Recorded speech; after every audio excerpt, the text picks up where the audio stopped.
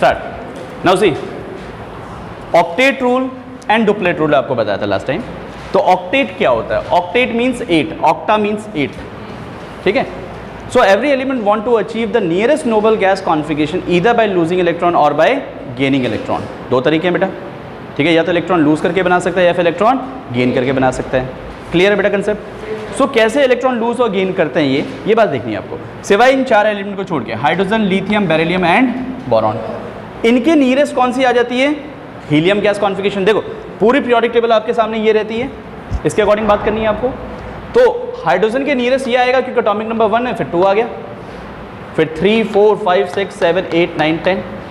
तो आपको इन 3 गैसेस पे फोकस करना है। ये 3 गैसेस, हीलियम, नियॉन और आर्गन, इनके नज़दीक कौन कौन से आ रहे हैं और वो पता चलेगा इलेक्ट्रॉनिक कॉन्फिगरेशन लिखने के तरीके से।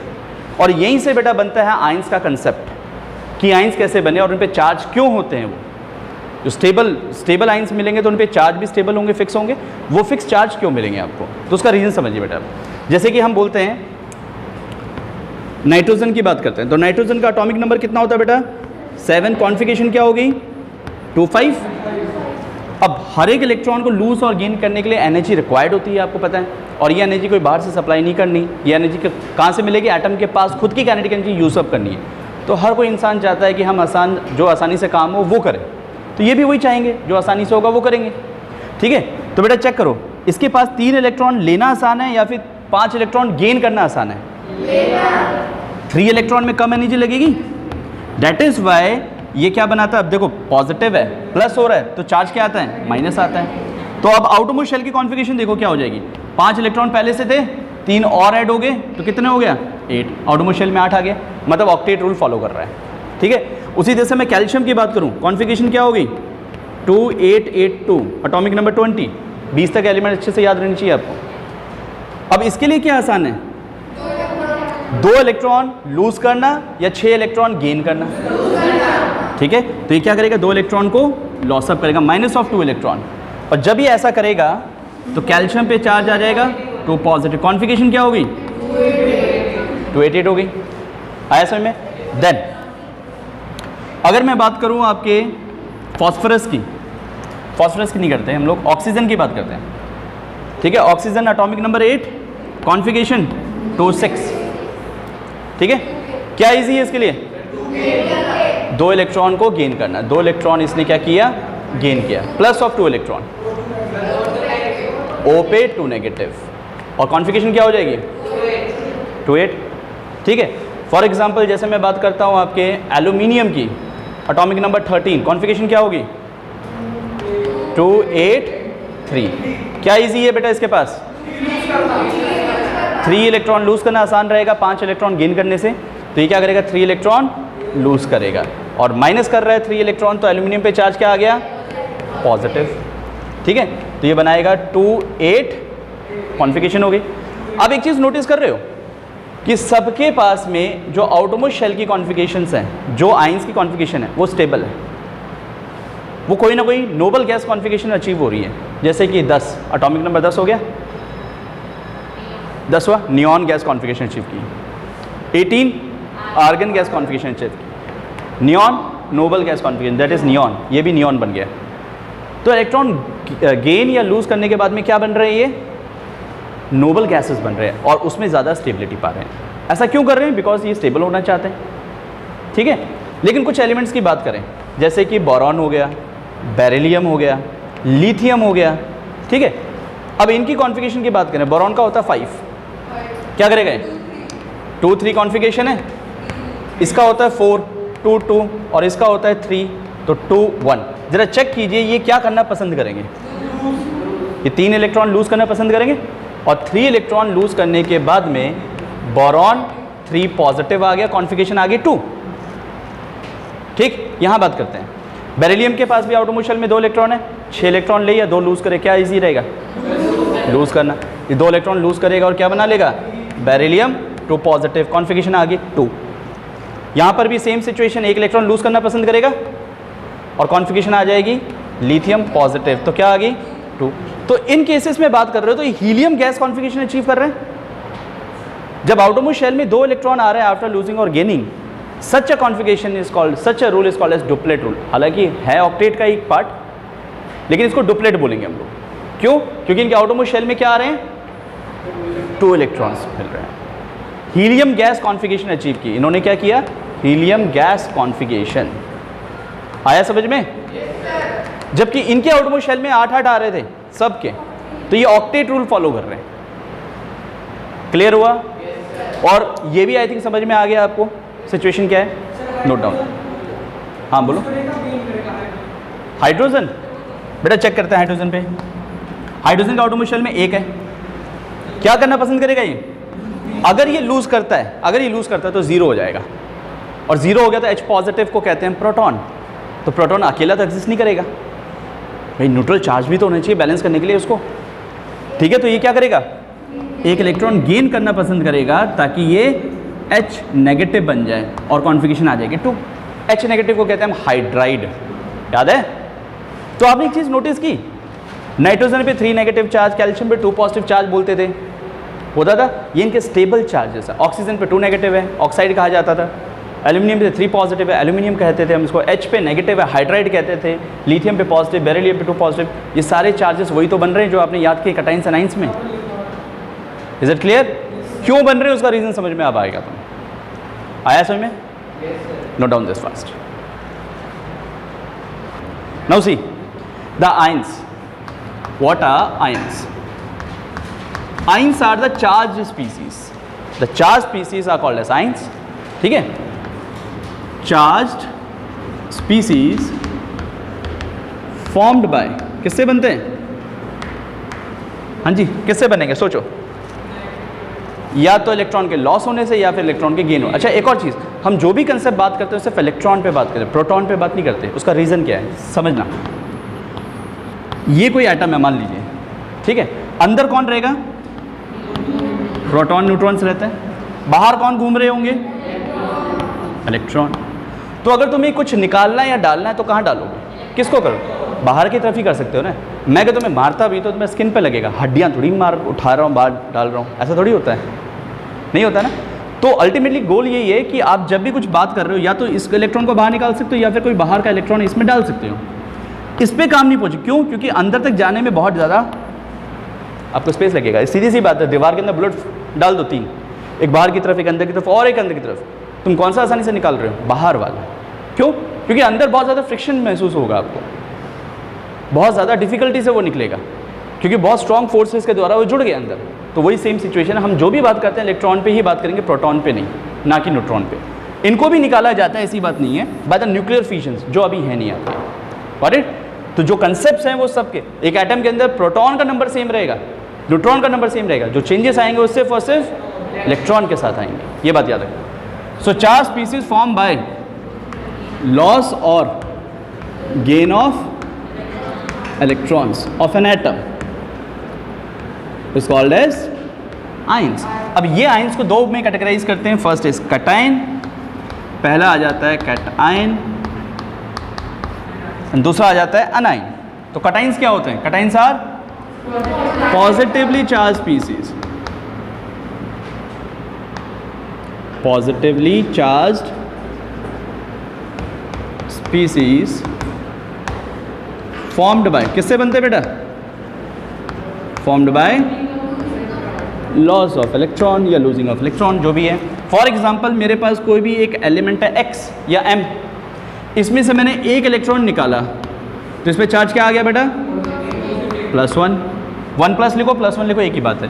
एक और इलेक्ट्रॉन निकाल दिया +2, एक और इलेक्ट्रॉन निकाल दिया +3 एंड सो ऑन। समझ में आया? तो जितने इलेक्ट्रॉन निकालेगा उतना चार्ज आ गया। Got it? फॉर एग्जाम्पल जैसे कि सोडियम है, सोडियम से एक इलेक्ट्रॉन निकाला, क्या बना बेटा? एक और इलेक्ट्रॉन निकाला Na2 पॉजिटिव। अब क्वेश्चन आ गया Na पॉजिटिव ज़्यादा स्टेबल है कि Na2 पॉजिटिव ज़्यादा स्टेबल है, विच इज़ मोर स्टेबल? या फिर ये क्वेश्चन आ गया Na positive exist while Na2 positive does not exist, why? ऐसे क्वेश्चन आ गए। Simple, it is not a noble gas, it achieve the noble gas configuration after losing an electron. It's not a noble gas, ये noble gas नहीं है। Noble gas configuration achieve कर लेता है by losing और gaining of electrons. Is it clear? So इसकी configuration होगी 281। अब देखो 28 और 27 विच इज मोर स्टेबल, तो कह सकते हैं इट इज स्टेबल। तो जो स्टेबल होगा वो एग्जिस्ट भी करेगा। इसीलिए सोडियम के जितने सॉल्ट होते हैं NaCl उसमें Na पॉजिटिव के फॉर्म में मिलेगा, Na2SO4 के अंदर Na पॉजिटिव के फॉर्म में मिलेगा, ना कि Na2 पॉजिटिव के फॉर्म में। जो स्टेबल कॉन्फ़िगरेशन होती है उसी के रूप में वो नेचर के अंदर एग्जिस्ट करता है। समझ में आ गया? तो क्वेश्चन अगर इस तरह से आ गया कि why Na positive exist while Na2 positive does not, तो आप इजीली बता सकते हो because Na positive achieve noble gas configuration. आगे बात समझ में? और लिखना चाहो तो आफ्टर लूजिंग इलेक्ट्रॉन, बाकी ये बता दो आप इसमें कि सोडियम था, इसने एक इलेक्ट्रॉन लॉस किया तो Na पॉजिटिव बना, कॉन्फ़िगरेशन 28 आ गई, स्टेबल हो गया, और ये 281 था। तो अगर तुमसे पूछा जाए कि सोडियम ज़्यादा स्टेबल है, सोडियम आयन ज़्यादा स्टेबल है, which is more stable? Sodium ion. समझ में आया? तो cations are more stable than its parent atom. बात समझ में आई? क्वेश्चन दे रहा हूँ आपको। Cations of noble gas configuration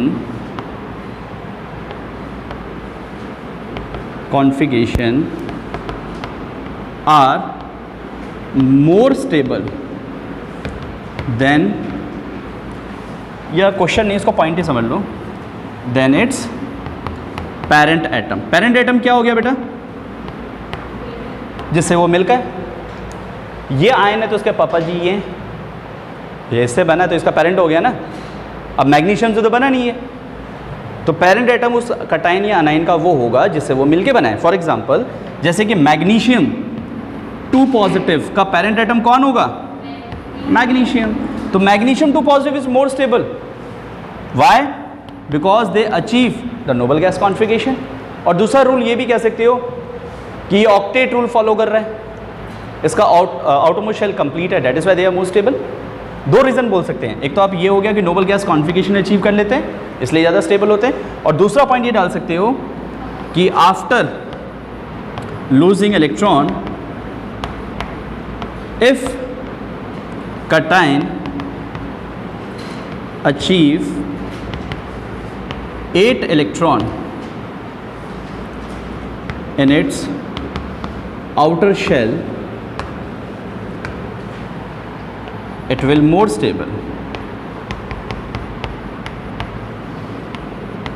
कहानी समझ में आ गई या नहीं? तो अगर मैग्नीशियम में पूछो Mg2 पॉजिटिव और Mg positive which is more stable? Mg2 positive, क्योंकि अगर एक इलेक्ट्रॉन लूज करोगे बेटा, देखो जरा 282 होता है कॉन्फ़िगरेशन इसका, एक इलेक्ट्रॉन लूज करोगे तो क्या होगी सिचुएशन? 281 बनेगा। क्या स्टेबिलिटी आई? एक और इलेक्ट्रॉन लूज करेंगे तो ऑक्टेट पूरा होगा। तो ऐसा नहीं है कि सारे कटाइंस +1 +2 +3 वाले स्टेबल हो, सारे नहीं होते। आपको देखना है, चेक करना है कि किसका ऑक्टेट या डुप्लेट कंप्लीट हो रहा है, नोबल गैस कॉन्फ़िगरेशन कौन अचीव कर रहा है, वो स्टेबल होते हैं। Is it clear? Note down this fast. Now see, anions की बात करें फटाफट। Now what are anions? Anions में नेगेटिवली चार्ज हो जाएंगे, यहाँ पॉजिटिवली थे तो वो नेगेटिवली चार्ज हो गए, बस इतना ही फर्क है। Negatively charge species form bye gain of electron, वो लॉस ऑफ इलेक्ट्रॉन से बनेंगे, ये क्या बनेंगे? गेन इलेक्ट्रॉन से। तो चार्ज क्या आ जाएगा? -1। अगर एक और गेन किया तो -2, एक और गेन किया तो -3। ठीक है, अब यहाँ पर भी वही इश्यू होगा, स्टेबिलिटी देखनी पड़ेगी आपको। फॉर एग्जांपल हम स्टेबिलिटी पे बात करें जरा, जैसे कि मैंने लिया ऑक्सीजन, फॉर एग्जांपल मैंने लिया ऑक्सीजन, ऑक्सीजन की कॉन्फ़िगरेशन होगी 2,6, एटॉमिक नंबर 8। ठीक है, अब अगर इसमें से एक इलेक्ट्रॉन गेन करवाता हूँ तो बनता है O नेगेटिव, कॉन्फ़िगरेशन हो जाएगी 2,7। ठीक है, एक और इलेक्ट्रॉन ऐड करता हूँ तो हो जाएगी O2 negative 2,8। Which one is more stable? O2 negative. Why? Because फिर से इसने ऑक्टेट कंप्लीट किया, नोबल गैस कॉन्फ़िगरेशन अचीव कर लिए, that is why it is more stable. तो हम यहाँ लिख देंगे स्टेबल है। क्यों स्टेबल है, रीजन सब बता दो। बिकॉज कंप्लीट ऑक्टेट है, it have complete octet, and second thing achieve noble gas configuration. I think ये बात समझ में आ गई अब। चलो फॉस्फोरस पे बात करें। Phosphorus atomic number 15, configuration 8,5।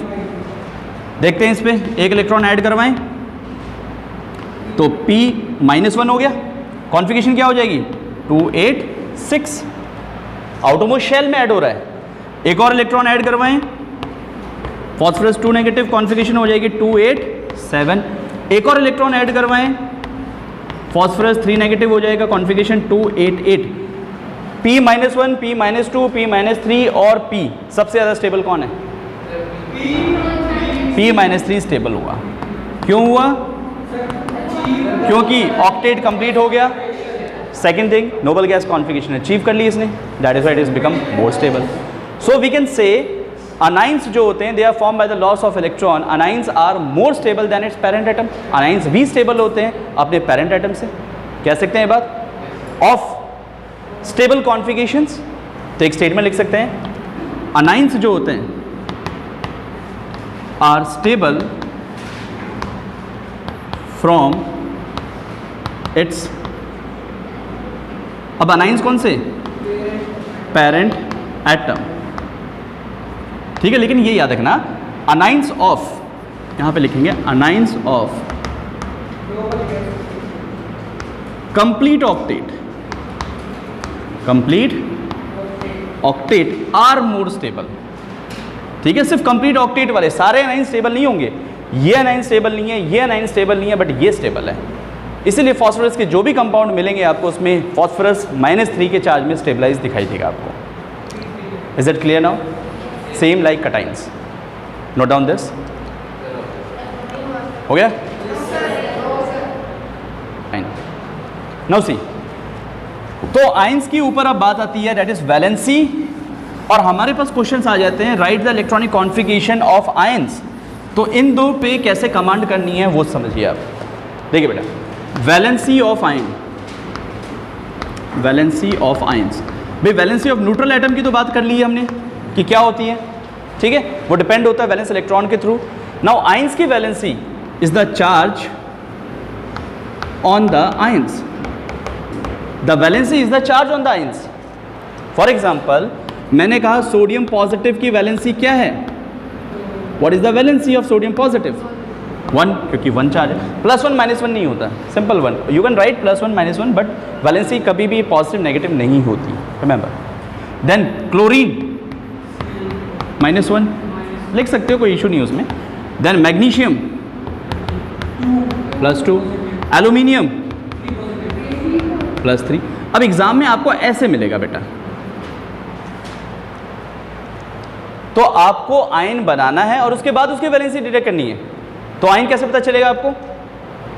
Configuration लिख के देख लो ना, 281 कितने इलेक्ट्रॉन इसको लॉस और गेन करने, वो इसका चार्ज होगा, वो इसकी वैलेंसी होगी भैया। समझ में आ गया? अब अगर मैं बोलता हूं आपको H2O, इसमें ऑक्सीजन की वैलेंसी क्या है? अब देखो कंपाउंड के फॉर्म में मिल रहा है, तो कंपाउंड के फॉर्म में मिलेगा तो क्रॉस मल्टीप्लाई कर दो, इसको उधर भगा दो, ये H पॉजिटिव है, O2 नेगेटिव है, तो ऑक्सीजन की वैलेंसी क्या हुई? -2, that the valency of oxygen. Clear हुआ कंसेप्ट? कैल्शियम कार्बोनेट की बात करें, CaCO3, कैल्शियम की वैलेंसी क्या है? जो अंडरलाइन पार्ट है उसकी वैलेंसी बताओ। देखो बेटा, यहाँ पे हमें पता है कि इसके बाहर 1 है, इसके बाहर 1 है, थोड़ा सा कटाइन एनएन का याद करो। कैल्शियम जो है, आपको कैल्शियम की पता करनी है, कैल्शियम निकाल लो। कॉन्फिगरेशन क्या है? 2,8,8,2।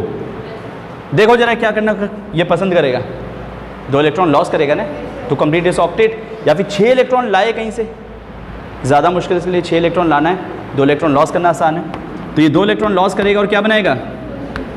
तो वैलेंसी क्या होगी कैल्शियम की? +2।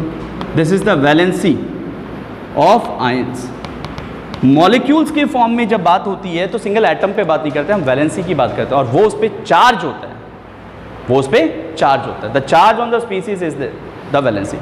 आपको पता है कैल्शियम कार्बोनेट, कार्बोनेट पे 2 नेगेटिव नहीं होता, सॉरी 1 नेगेटिव नहीं होता। थोड़ा सा एटम्स एंड मॉलिक्यूल रिकॉल करो, वहाँ चार्जेस को याद करो, वो कटाइंस अनाइंस आपके हर जगह पे काम आएंगे. That is the valency. Got it? Note down. Yes, this is the concept. अब सिर्फ 2 टॉपिक बाकी हैं. How to represent an atom, एक एटम को कैसे रिप्रेजेंट करते हैं, to calculate the number of electron, protons and neutrons, atomic numbers क्या होते हैं, आइसोटोप्स एंड आइसोबार्स क्या होते हैं. एनीवेज, वंस अगेन ले लेते हैं एक बार.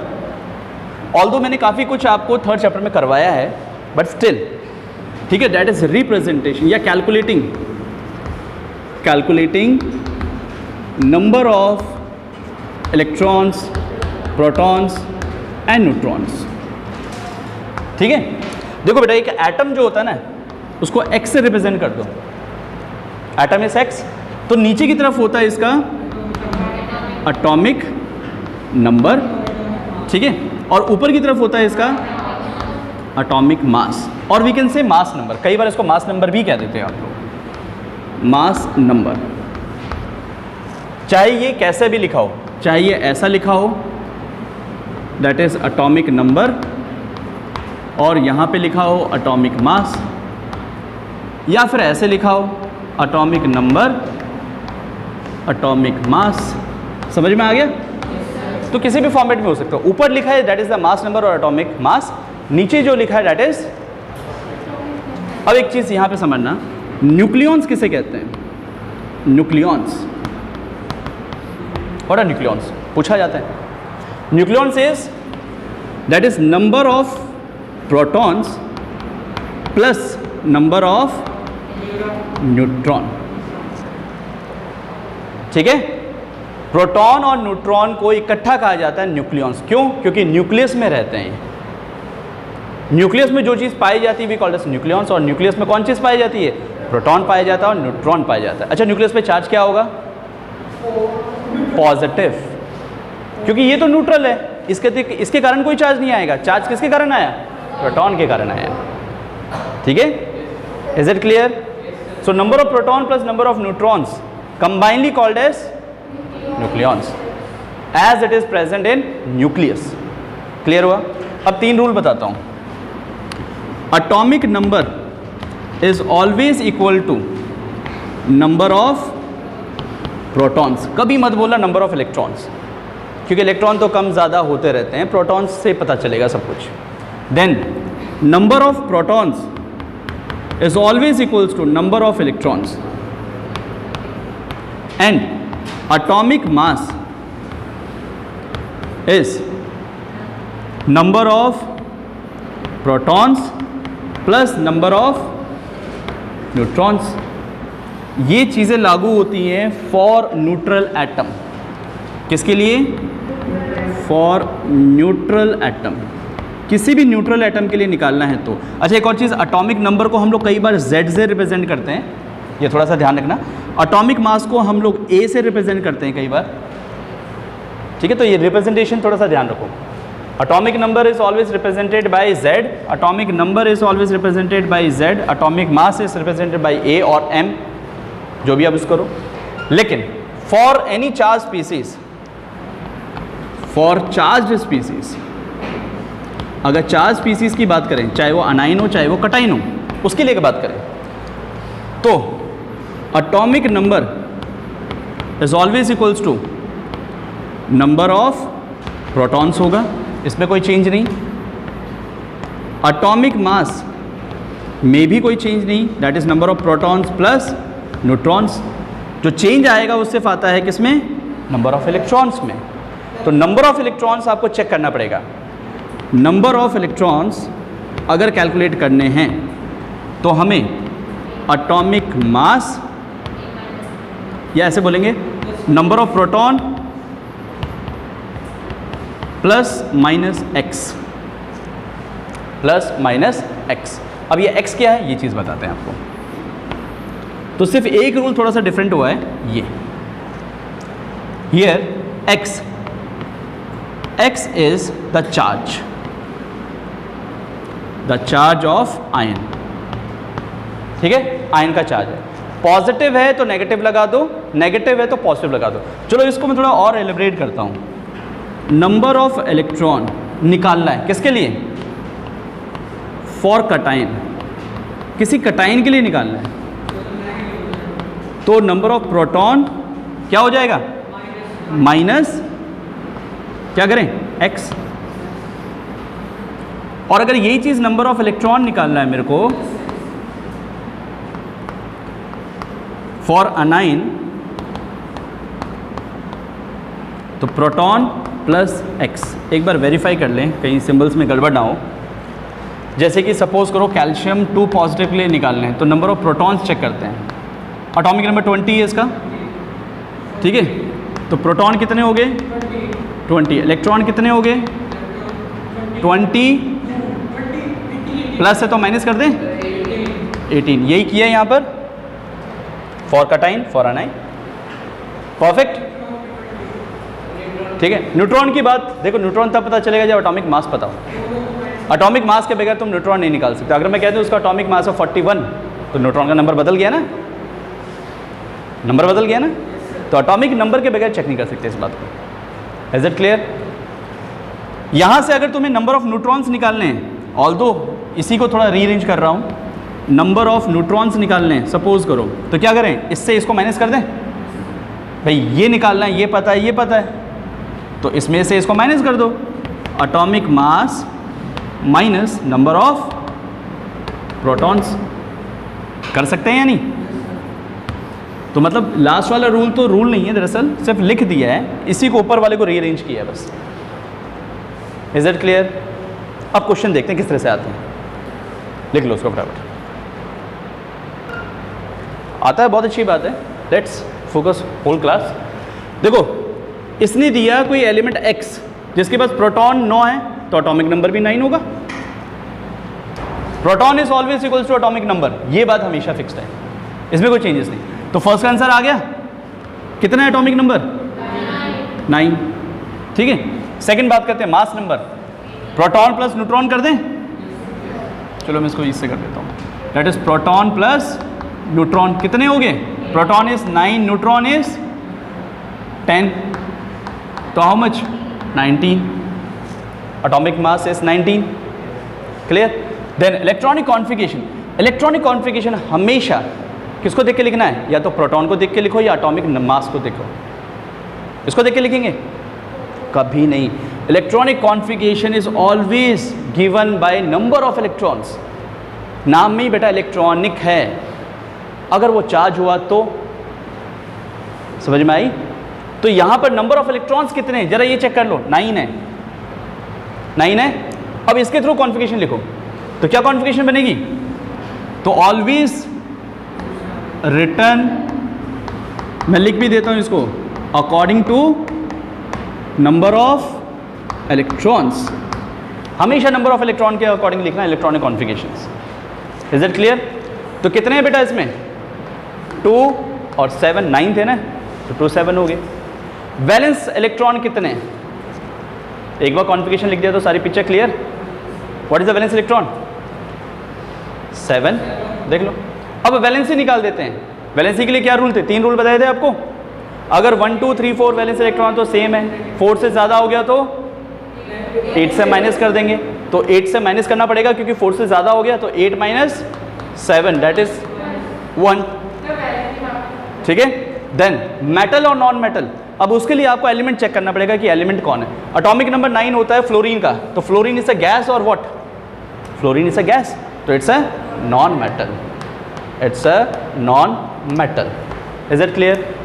इस तरह के क्वेश्चन आएंगे 5 मार्क्स के, बस इतने। So there is a question, एक एलिमेंट x है जिसके पास 5 इलेक्ट्रॉन है m शेल में। 5 इलेक्ट्रॉन किस में? m shell. तो बेटा आइडिया कैसे लगाना है सोचो जरा। KLM, अगर m शेल में 5 इलेक्ट्रॉन है तो डेफिनेटली अंदर के भरे हुए, भरे हुए, तभी तो आगे गए आप। ठीक है। तो इसका मतलब इसमें 2 होंगे, इसमें डेफिनेटली 8 होंगे और इसमें 5 होंगे, तो एटॉमिक नंबर ये हो गया 15 का हो गया जी। एलिमेंट नहीं पूछा हमसे, एलिमेंट कौन है, तो x मान के चलो इसको। कोई जरूरी थोड़ी फॉस्फोरस ही हो, फॉस्फोरस का कोई आइसोटोपिक स्पीसीज भी हो सकता है। Make sure about this. ठीक है। तो वैलेंसी क्या होगी? तो बेटा यहां से वैलेंस इलेक्ट्रॉन निकाल लें फटाफट। वैलेंस इलेक्ट्रॉन 5, तो वैलेंसी क्या हो जाएगी, 8 से माइनस करना पड़ेगा क्योंकि 4 से ज़्यादा हो गया, तो 8 - 5 इज 3। और जब भी माइनस करते हैं ना तो चार्ज जनरली माइनस ही होता है, जब भी माइनस करते हैं तो जनरली माइनस ही होता है, और वो सारे के सारे नॉन मेटल भी होते हैं। ये भी थोड़ा सा आइडिया लगा लेना, ठीक है। तो इसका मतलब x पर, अच्छा ये नॉन मेटल है मेटल है, जरा आप चेक कर लो। मेटल नॉन मेटल हमेशा चेक करना एटॉमिक नंबर देख के कि एलिमेंट क्या था। ये एलिमेंट फॉस्फोरस था, इसीलिए हमने इसको बोला कि इट्स अ नॉन मेटल। तो ये क्या है, नॉन मेटल, ठीक है बेटा। अब बात करते हैं इस x पे चार्ज। देखो अगर x की बात करें तो वैलेंसी 3 है, तो इसका मतलब x पे 3 वैलेंसी। अब ये 3 पॉजिटिव है कि माइनस है, चेक करो। नेगेटिव होगी ना, कैसे निकाला मैंने, देखो 5 इलेक्ट्रॉन है, तो ये चाहेगा कि 3 इलेक्ट्रॉन गेन करे, चाहेगा ना, तो ये चाहेगा कि 3 इलेक्ट्रॉन गेन करे, और जब ये गेन करेगा तो x पे -3 चार्ज आएगा।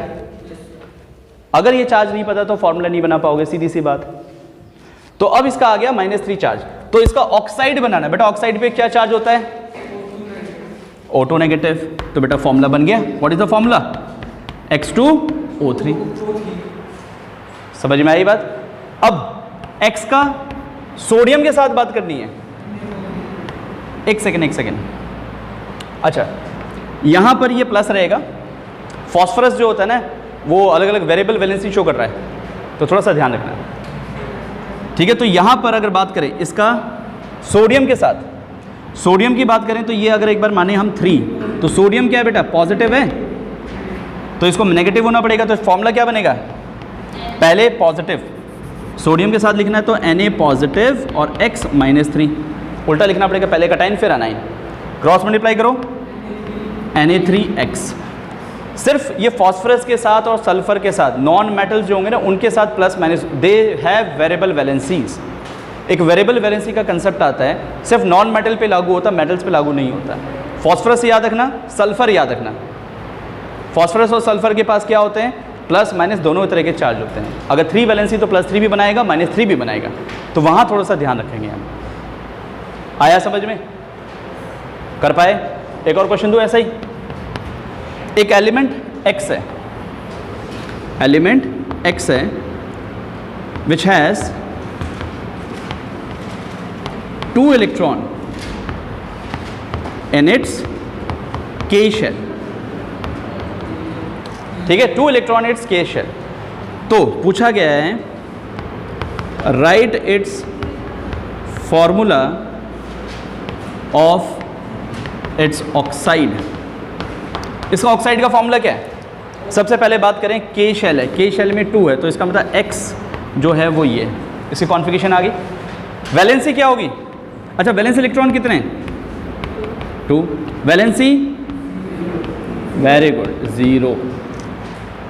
तो फॉर्मूला ऑफ ऑक्साइड क्या होगा, फॉर्मूला ऑफ ऑक्साइड नहीं बनेगा। क्यों नहीं बनेगा, because it's a noble gas. ये नोबल गैस है, noble gas do not react with anyone, इसीलिए इसका कोई फॉर्मूला होगा ही नहीं। क्लियर हुआ पिक्चर, आ गया समझ में, ठीक है। Note down this fast.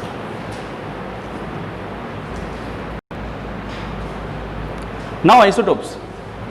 Isotopes क्या होते हैं, स्पीसीज हैविंग, स्पीसीज की जगह तुम एलिमेंट भी कर सकते हो, एटम भी कर सकते हो, ठीक है। स्पीसीज में सब कुछ आ जाता है। Having same atomic number but have different atomic mass are called as isotopes, ठीक है। अब जरा समझो, जरा कैसे याद करें। जैसे कार्बन है 6 12, कार्बन 6 14, ठीक है। उसी तरह से आइसोबार्स की बात करते हैं। What are isobars, species having same mass number या atomic mass but have different atomic numbers. एक एक एग्जाम्पल ज़रूर याद रखना। जैसे कार्बन 6 14 है, नाइट्रोजन 7 14 है। देखो कैसे याद रखें, इसमें बेटा बेस में डिफरेंस आया, इसमें टॉप पे डिफरेंस आया। आइसोटोप्स में टॉप आता है तो टॉप में अंतर है, यहाँ बार आता मतलब बेस है तो बेस में डिफरेंस है, कभी नहीं भूलोगे। टॉप्स में टॉप पे डिफरेंस है, बेस बार्स में बेस में डिफरेंस है, याद रह गया जी। और हमें पता है कि एटम के नीचे और ऊपर क्या लिखते हैं, आया समझ में? तो छोटी सी ट्रिक है, टॉप है टॉप में डिफरेंस, बार है बी ए, बेस बेस भी बी से स्टार्ट होता है, ये भी बी से स्टार्ट है तो बेस में डिफरेंस है। डन, लर्न हो गया। अब सिर्फ इसकी कैरेक्टरिस्टिक्स हैं और रेडियोएक्टिव आइसोटोप्स हैं, बात खत्म, दैट्स ऑल, थैंक यू।